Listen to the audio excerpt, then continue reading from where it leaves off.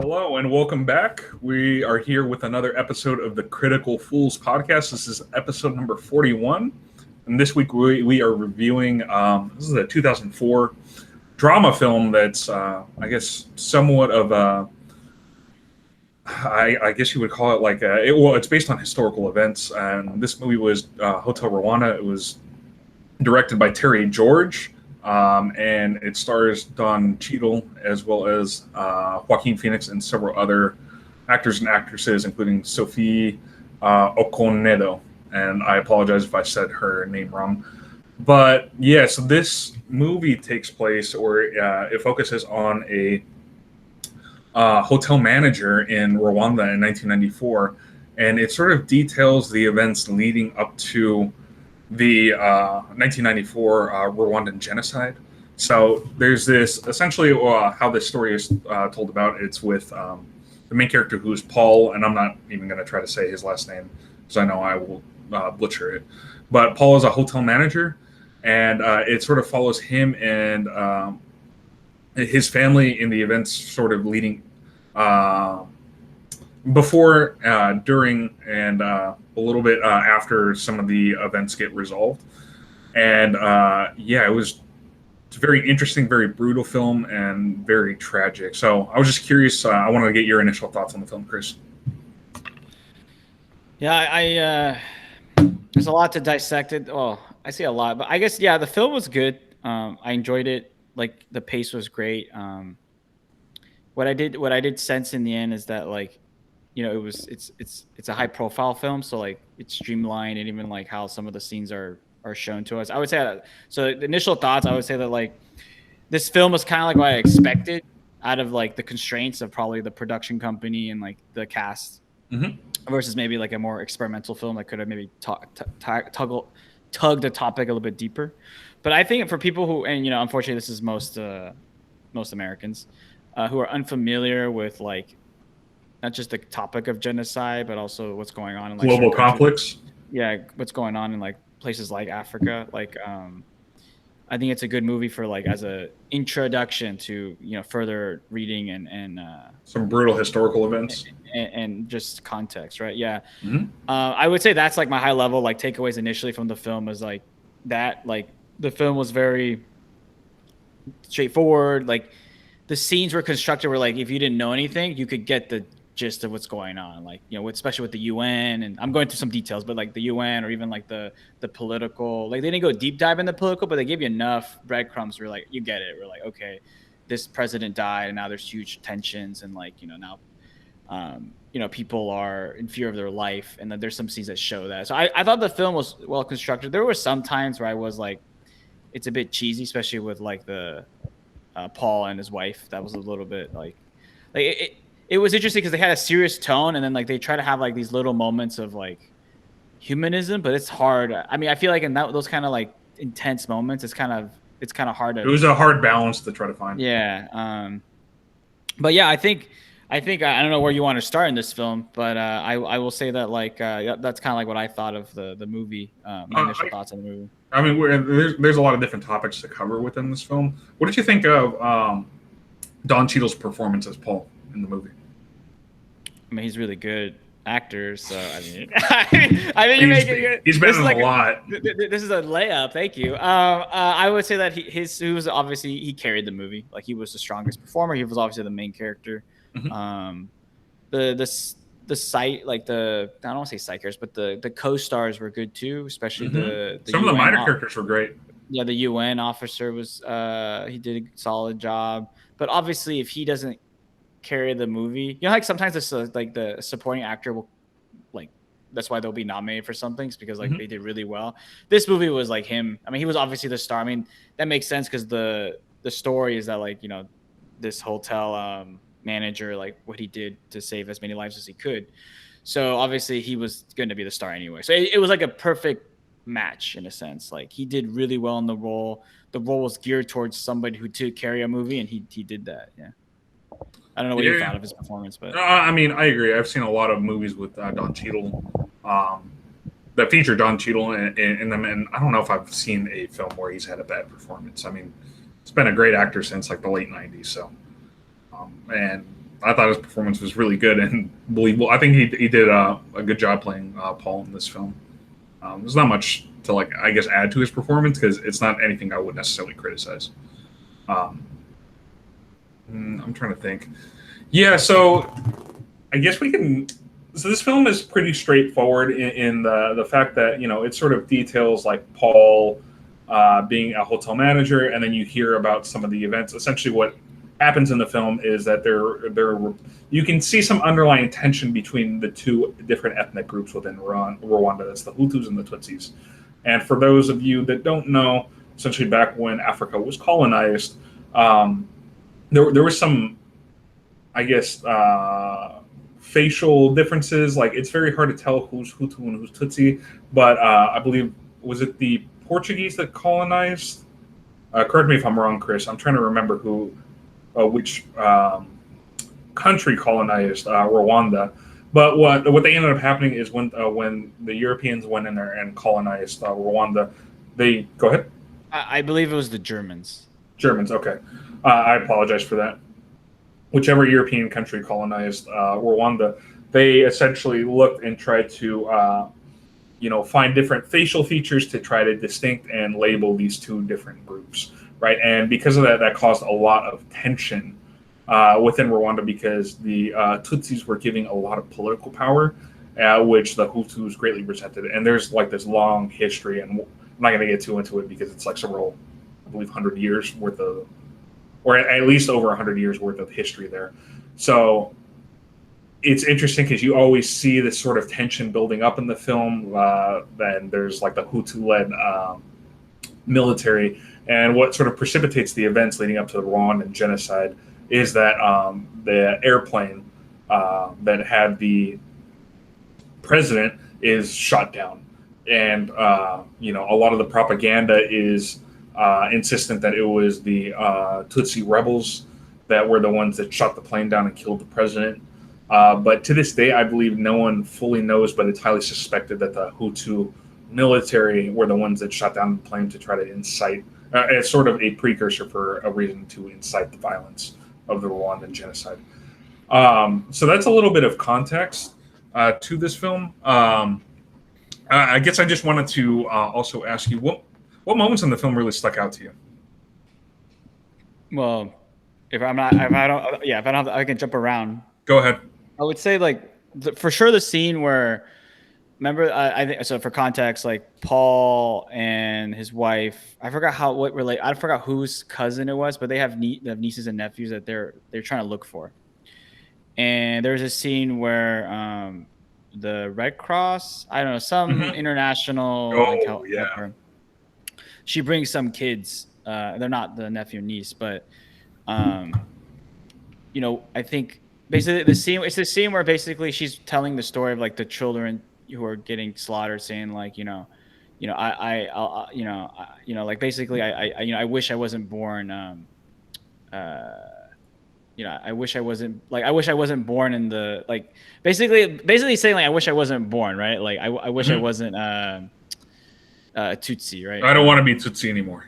Yeah, I don't want to be Tutsi. That was a powerful scene where, right, like in the end they are being massacred because of butchered. Yeah, but like based on something they can't control. It's like as if like, we want to, kill all people that are not 6 foot. Like it's kind of like that kind of mentality, and you see from like, obviously, you and I would say from afar, right? Like that's just, what's the logic in that, right? Like that doesn't even like compute, right? But what I think the film does a good job in a sense is that you see that like the way they talk about the other group is like they totally have dehumanized them, right? They call them cockroaches. Well, it's just pure hatred, right? Yeah, they have code for cutting the tall trees, killing the Tutsis. Yeah, and so and they use the term cockroaches. And the other thing that I think stuck out to me was that and the film does a good job in this is that like the people who are up the chain, they're just trying to get, like, they're like any corrupt politician. They're just going where the wind blows and fill their pockets, right? Because like Paul bribes the general a lot of times, right, with food and supplies. Sure.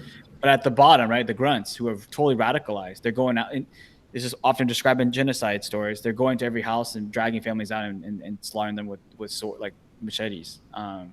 So you see also this film does a good job showing the disconnect between the grunt, who was like totally fanatical, and then the up the stream where it's like, yeah, pay me off and give me some alcohol, and I'll make sure they don't go your way, And until cigars. until I can't anymore. Then that came up in the film too. Right. So it shows you that like, those in power, like it's not just like obviously you hear the horror stories, right? But they're enabled by people who look the other way, and these people up there. I bet there are some like leaders that are like, oh yeah, I'm as fanatical as like the grunts, but I think often is the case that like I described earlier, that a lot of them are just there to they think they're on the right, like they're writing that, like maybe in a different history they would have rode the right side of history, but they're just trying to ride the momentum, right? Because they're all ambitious too. One thing I learned about like reading so much about politics is that like often these people are just like super ruthless and ambitious. Like if they have to sell their mother, they'll do it, and obviously it catches up to them because eventually there are tribunals. But yeah, I found like that kind of concept, even though I'm versed a little bit in like literature of this type, I thought for a film to show that to an American audience or a worldwide audience is important, just because like I think people only read about like, oh, look, they slaughtered the town, but they don't see like how it's like enabled by a whole like government. Like the government at many points could have said like, no, we're putting the military there, we're stopping it. If you try this, we're shooting you on sight, right? But like, I mean, I guess you would say I think a lot of people realize that it was probably the military who shot down the plane, so it's not necessarily like they were going to listen to any politicians at that point. It was kind of free for all. No, what I'm trying to get at is that basically what I'm trying to say is that it's often up the chain. They're not as fanatical about like killing everybody, but it's politically a good move, right? To maybe incite this, to fuel this, so that this happens in many places where there's a lot of hatred, or like you want to maintain power, so let's fuel the propaganda and the. I mean, I've seen this in person when I'm on my travels, so and it's powerful propaganda, and it keeps you in power, right? If you're a politician, that's all you care about, so. Yeah, well, it's just having the people on your side.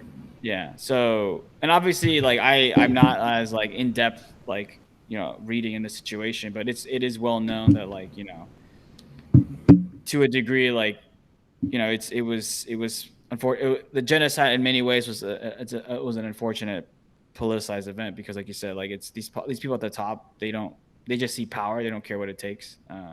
But I thought for the film to kind of try to show that was impressive. So. Yeah, it was interesting. I saw a lot of parallels with this film and when we reviewed American History X. Now they're different, right? But they still show different groups that have become radicalized and how they sort of justify that in their mind.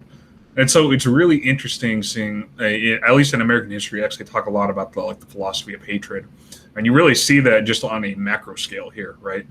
Where they've not only gone to the point of hating someone, but they've actually put that into practice, into literally just slaughtering dozens and dozens of people. And one thing that they don't really show, and it's kind of like, because you can't really show that on the TV, but I guess people don't understand that the way in which it's one thing like when you were in Nazi Germany, and a lot of times because there was a lot of psychological damage that's done when you sort of just kill innocent people, is that they would either tragically so put people in a gas chamber so that you can't actually see the people that you're killing, or they would sort of blindfold them, and it was sort of like mass shootings to slaughter people. But it's so there's that sort of idea. And even when people are put on death row, right, there's at least back in like the 30s and 40s, there were 4 or 5 guards that were pulling on a switch, but no one knew who was the one pulling the switch that was going to be the one that actually killed the person on death row. And that was sort of a way of protecting people who were killing from not undergoing psychological damage, because it has a lot of effect on a person's brain. But what's interesting, at least in this film, and they can't really show it because it would just be too brutal, is many of the victims were killed by machete. And so that just shows you like an extra level of brutality in the way they were killed. It was not just like, you shoot someone and then they're done. Like machete is just a much more brutal way, which is very tragic, but it's just kind of mind-blowing, at least to an outsider's perspective. Because you can't imagine, at least I can't fathom inflicting that level of pain on someone else. because I've never been radicalized to that point. I won't touch on the radicalism, but I will say this on the topic of genocide. I had the experience one to go to Dachau, Germany, probably the Mm-hmm. first concentration camp. It was like what was used as a prototype to then build the other famous ones like Auschwitz. So obviously their gas chamber was like limited in how many people it could hold. Mm-hmm. But having walked through those grounds, I will still say that like there's a couple things that stuck out to me. One is how close it was to the basically the neighborhoods. So I don't think I can ever buy the excuse that like they didn't know. Mm-hmm. Really, like it's right there. I'm fully convinced that everybody knew what It's was like going on. it's like come on. But walking through the grounds, looking at like the living quarters, the toilets, and then obviously the gas chamber. But actually, what was even I think for me personally like more like I actually had to take a moment to like sit down and just like reflect and ponder was when I walked past the what's it called the I think I don't know that I don't think it's called ovens but where they yeah the cremation sites yeah it was I mean it was you fit human bodies in there you know Yeah. and I will say like for people who are not like they don't think the genocide was overblown. I know some people that believe that or one person. But the I will say that for anybody listening or in general, I do recommend that kind of experience because it reminds you that like violence can be very normalized, Mm-hmm. and not I'm not just meaning like the people doing the jobs that were like terrible. Like I don't know how you do that job, but again, like it's easy to judge, right? But also just like I remember getting on the bus and going like, but their houses just like 500 feet away. Like, really? You don't see the buses of people coming here? Like, oof.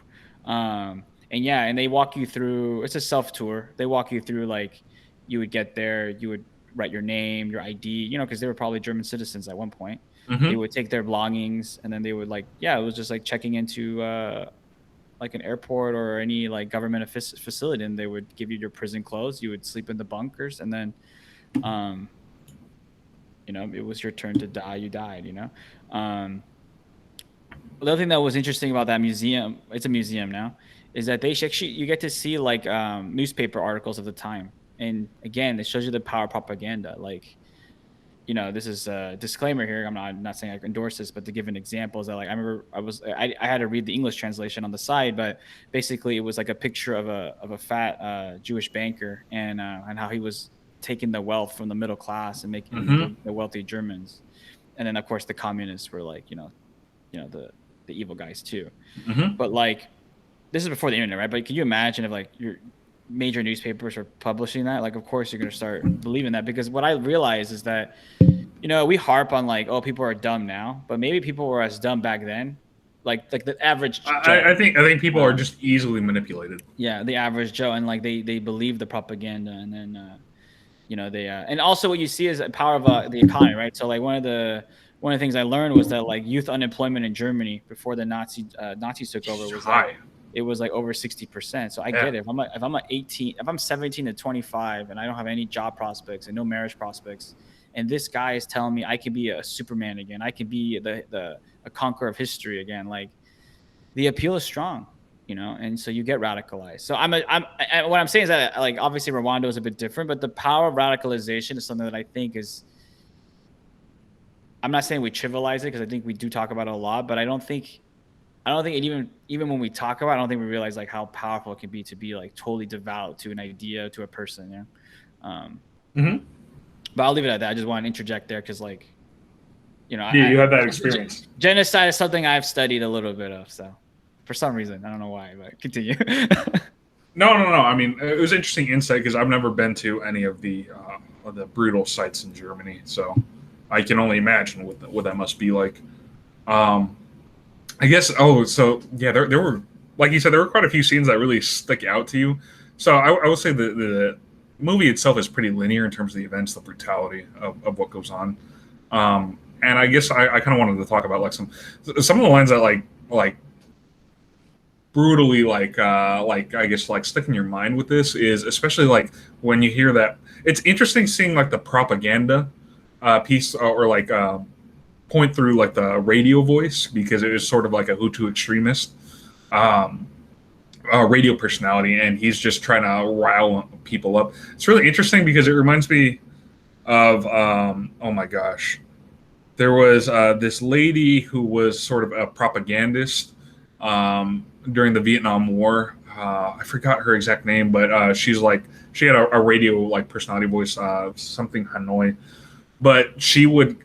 What was interesting with her, and it just shows you the power of sort of media and radio, is she would try to essentially a lot of the Vietnam GIs would actually listen to this radio station, and because they were very well aware of the conflicts racially that were going on in the United States, they would actually try to find ways to try to like turn the GIs who were African American on their own unit, because they would basically put out saying like, you know, back home you're having all these racial issues, you're not really viewed as like Americans, so why are you fighting this war for America?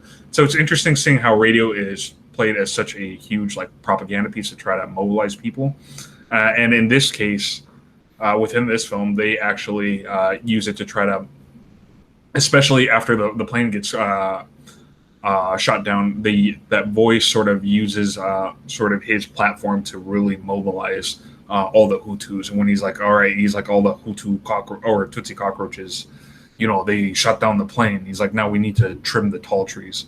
Like moments like that in the film where like, yeah, they kind of like stick with you when you have like a line like that of cutting the tall trees. And later on when I think Paul goes to try to get more supplies from the Hutu businessmen, and Paul basically says, he's like, you really think you can kill all of the Tutsis? And he's like, why not? We're like already halfway there. And I was like, whoa, that's some lines here were just absolutely like insanely brutal. I don't know what your thoughts were, especially like talking about like the power of propaganda.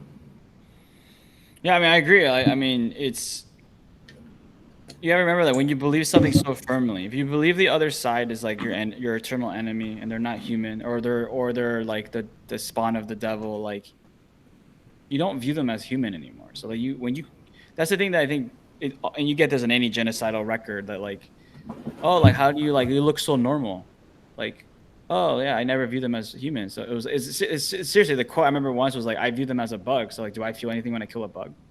Mm-hmm. No. It's just it's a mode of thinking. I think that people who are like don't have that mindset are like, that's just psychotic to them, right? Yeah, I guess well, it's interesting because radio doesn't necessarily have the power that it once had today, right? At least that mode of communication. But what's interesting, and I think people don't necessarily see this, I see like propaganda like more being spewed through like social media platforms, especially like Twitter, where now anyone has a voice, and then you can get your little cult following.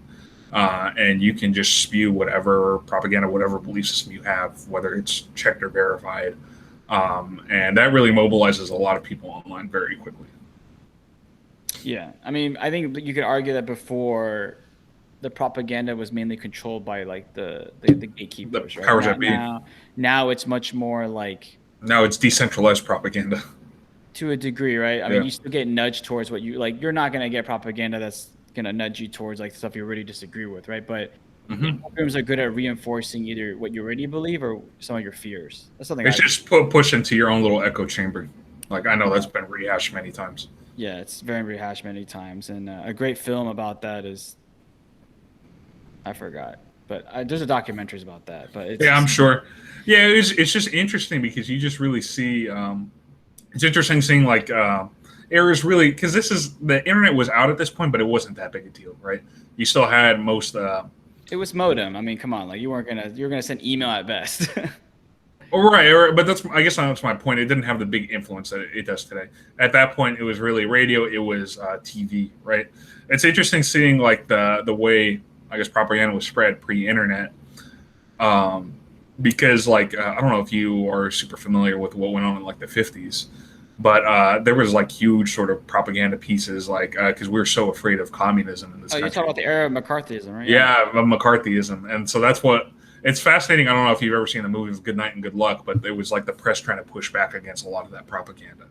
I forgot exactly what the figurehead Oh, is. when the press actually did some pushing back. Okay, continue. Right, it was a long time ago, man. In this film, it was called Good Night and Good Luck. But it's interesting seeing like how people, because there was a lot of public support for McCarthy, even though he really brutally destroyed a lot of people's like lives, right? And a lot of that just went with sort of just stirring public fear of communism. And so it was interesting seeing that, and you could see how the powers that be quickly were able to mobilize groups behind them. But Yeah.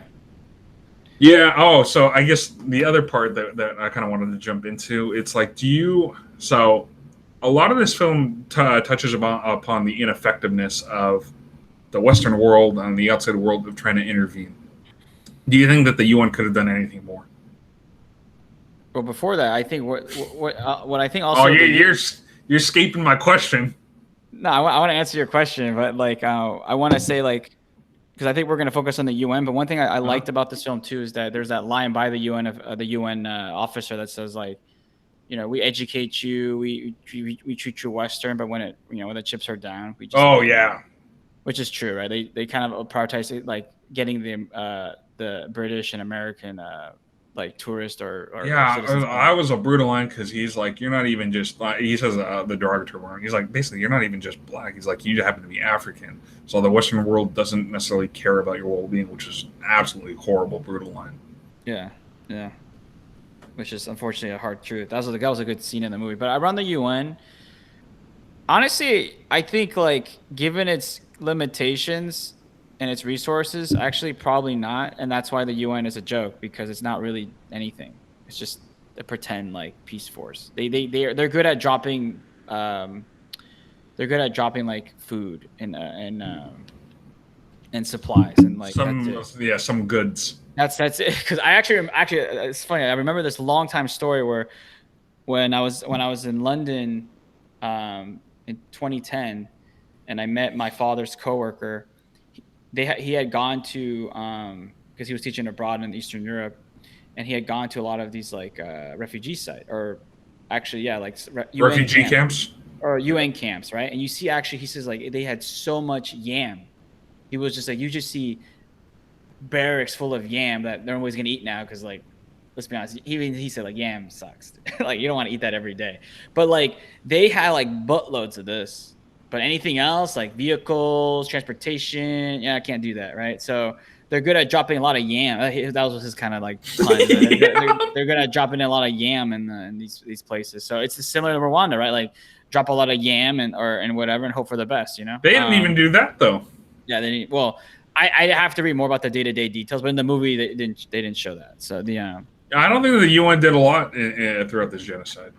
I think my issue even before like I learned more about the geopolitics is that the UN is kind of like it's like a pretend police force, right? Like in reality, the Security Council is made of like It's what an 70. organization with no real pull unless it's approved by China and basically the Security Council.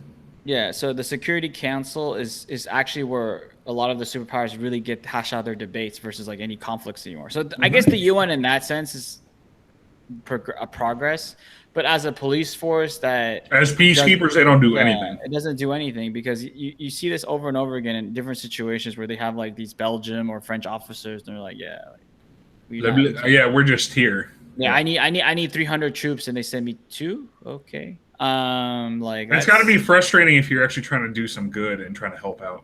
Yeah, obviously it's fresh. Yeah. That's why I mean he's frustrated. The UN peacekeeping like general is like super frustrated in this film. So and for obvious reasons. To answer your question, my typical Chris way is actually probably not, but it should be different.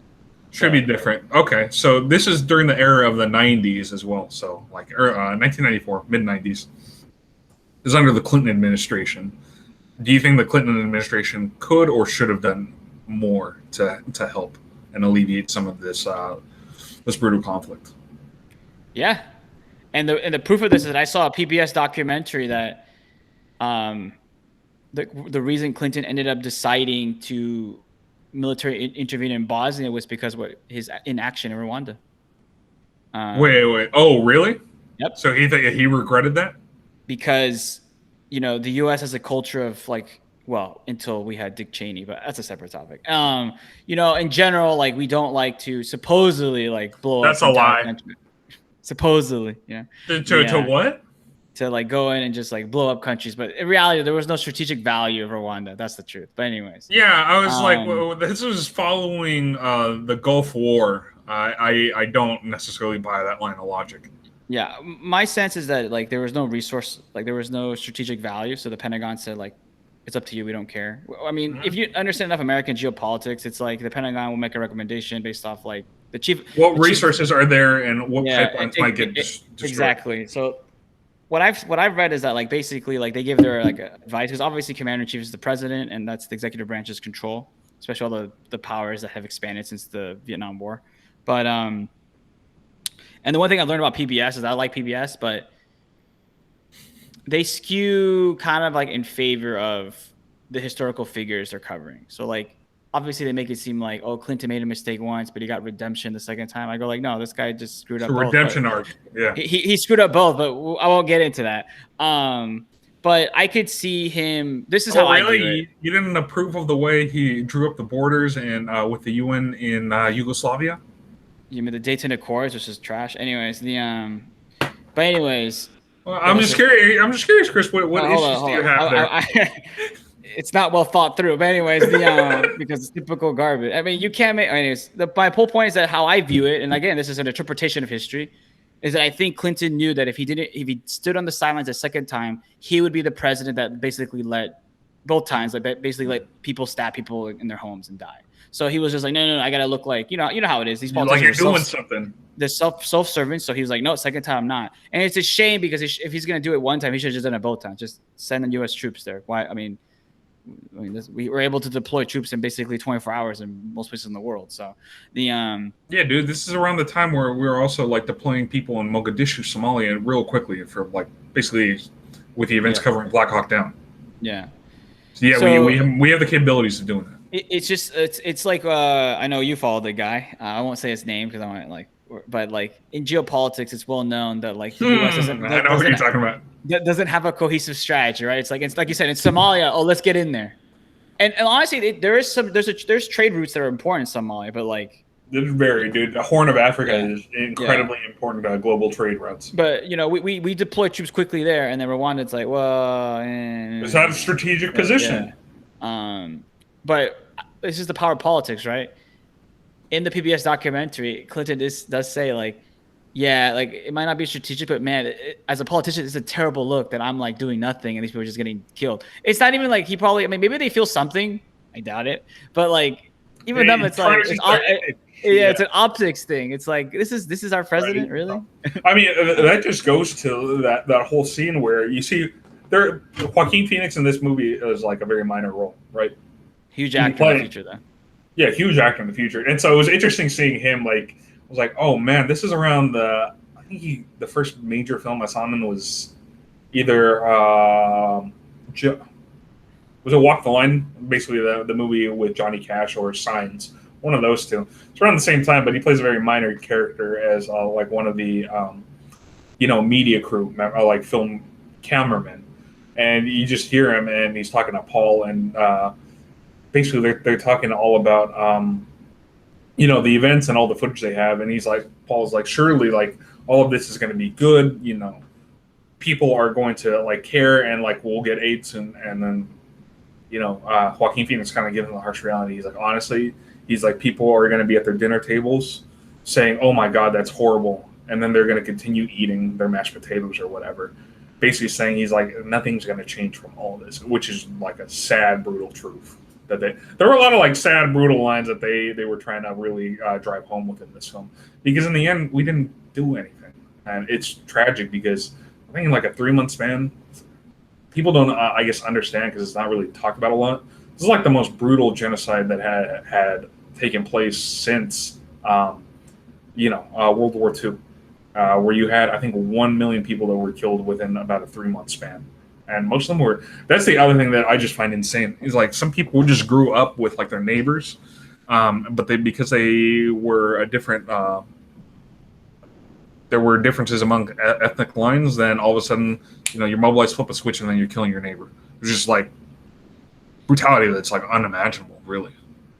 It's something that if you study enough genocides, it's a very common story. Like like I said, in the World War II, like it was like some neighbors help other neighbors, but others were like, oh, they're Jewish. No, seriously, get them. It's insane, dude. And, How can you grow up with somebody and then flip that switch?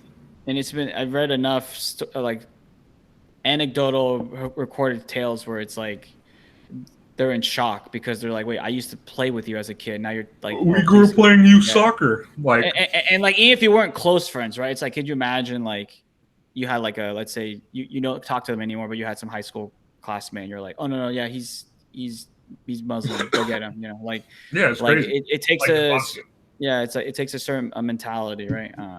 A sort of normalization of the hatred where like you don't view them as like people. It's just like, oh yeah, like it's a bug, like, yeah, it's seriously, if you think about like, if you like, that's why they used, I think that credit to the film around like using that language, that if you think about it, like they view those people as if they were bugs. They were just saying like, yeah, the exterminator, go get them.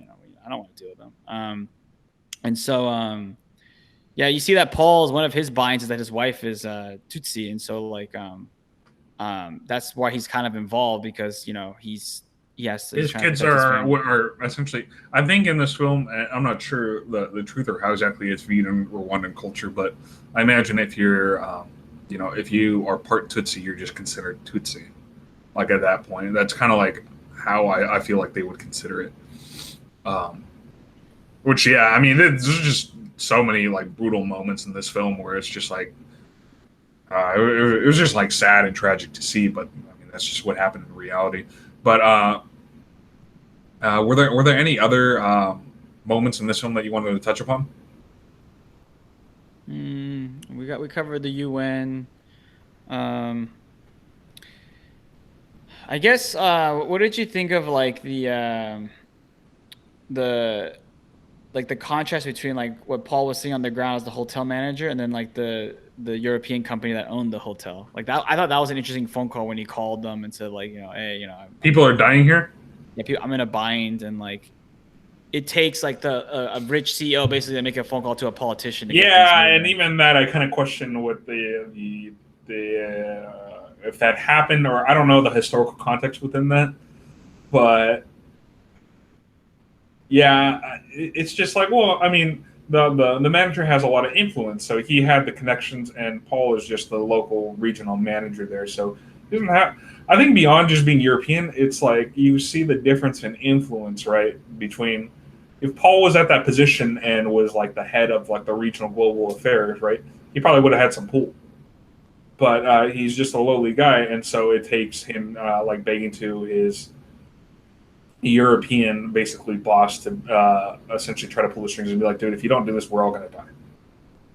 And I mean, it was kind of like a redemption moment, like that they were trying to, in typical Hollywood fashion, try to give you some good faith, like, oh yeah, everyone did good, everyone like he did the right thing, and people's lives were saved.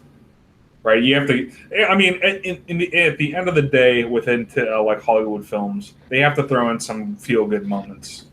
Yeah, which is one of my issues with the film. But I would say that. So another character I thought that was well done was Gregory. I think it's Gregory. It was the character that like was lazy in the beginning of the movie, and then used basically the uprising to move up the social ladder. One thing that I think is not discussed enough, but I think if you read literature on it, you see this often, is that some people were like, they didn't even like we meet these people all the time, right? You and I, right? Like, oh, I'm apolitical, like truly apolitical, not the BS I say at work. Like they're truly apolitical.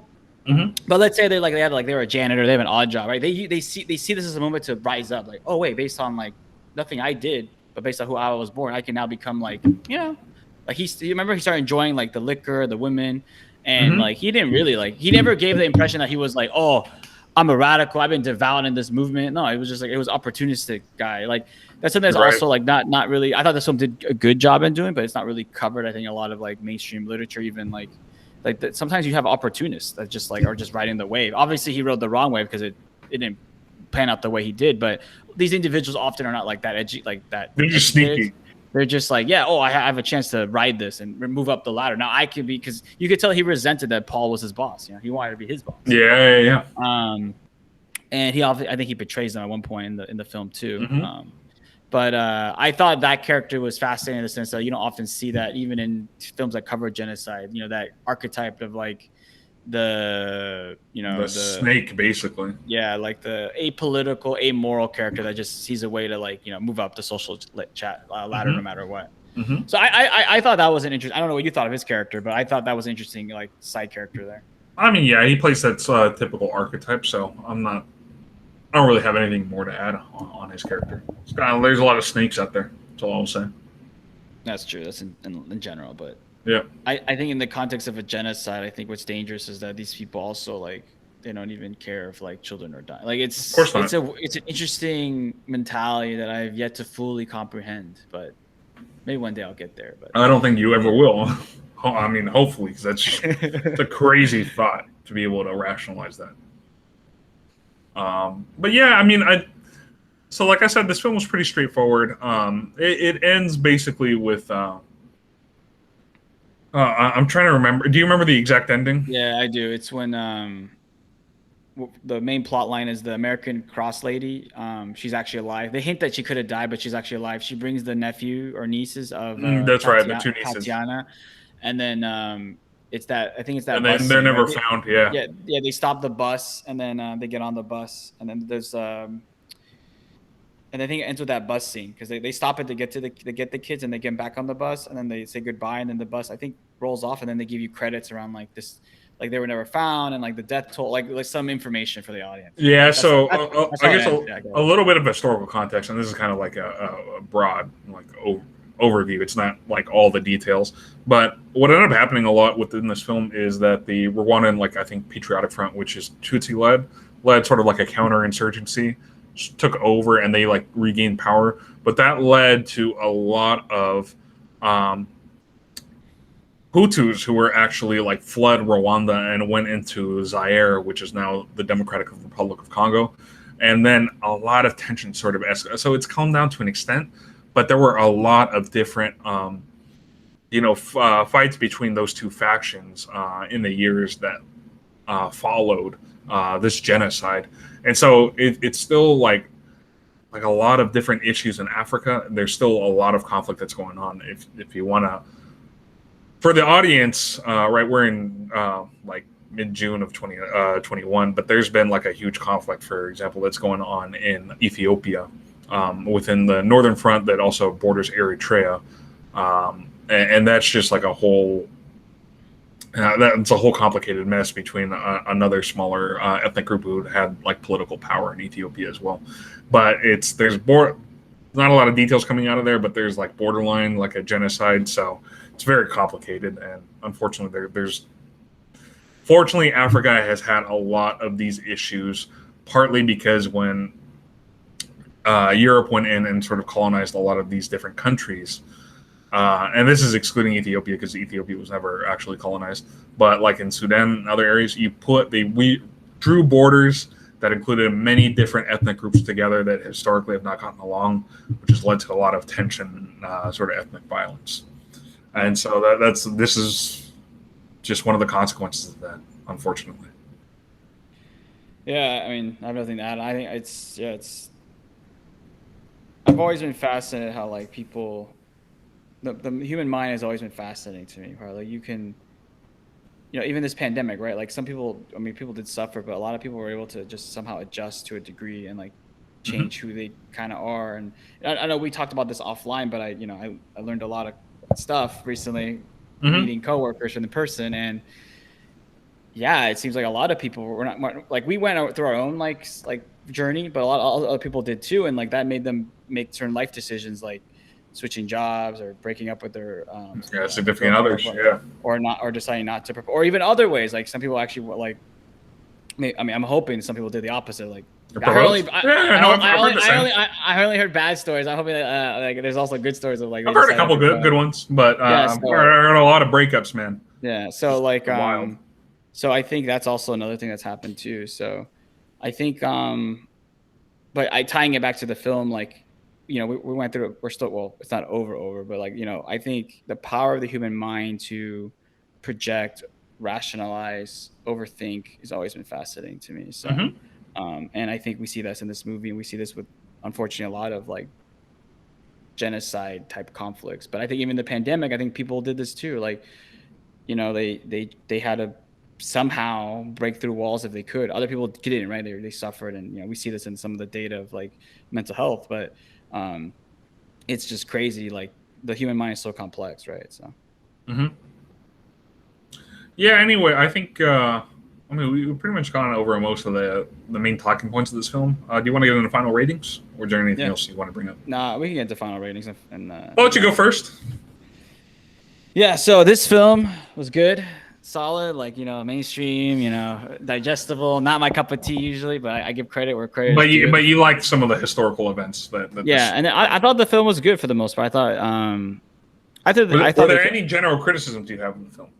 I think it could have been a little more, not just like brutal visually, but also emotionally more brutal. I thought the scene more emotionally. Yeah. I think. But even the emotion, I'll say like there's only like a handful of scenes that got me. I think they could have dug in more and done like. With a subject matter like this, you could have really dug in. Yeah, so I understand, right? It's a mainstream movie with a big budget. Like they kept it. I think this film was PG-13 too, so that's probably where they were going. They wanted it to go to a wider audience. Yeah, they kept it. Even the director, I believe, is like not really from the region either. I've noticed that like if you're a director and you're from the region, you have a little more nuance and like extra insight. Sure. I think he's an Irish director, which Irish have their own conflicts and stuff. Which that's not for this. I have another movie for that. But anyways, that's more along religious lines. Yeah, but I will say that like that was my main criticism, is that like they try to have this balance of like not being too dark. I mean, it was dark. It should be dark, right? Like they had the little balance of like a little bit in there. I did like the social commentary. I did like the character archetypes, but there's the phrase like it didn't go far enough in my opinion. So that's why I gave it a solid 7 out of 10. Cool. Yeah, I mean, I think many of the same critiques. I think this was a very mainstream film. Obviously, it had Don Cheadle starring in it. I appreciated the social commentary they had. I think they had a lot of. I think they could have dug in more, but they had some good moments, some good lines that were still kind of like stomach churning, right? Because it's not completely like it was. I wouldn't say it was completely sugar coated, right? I mean, it's still genocide, but I think they could have had some more powerful, more impactful moments within the film.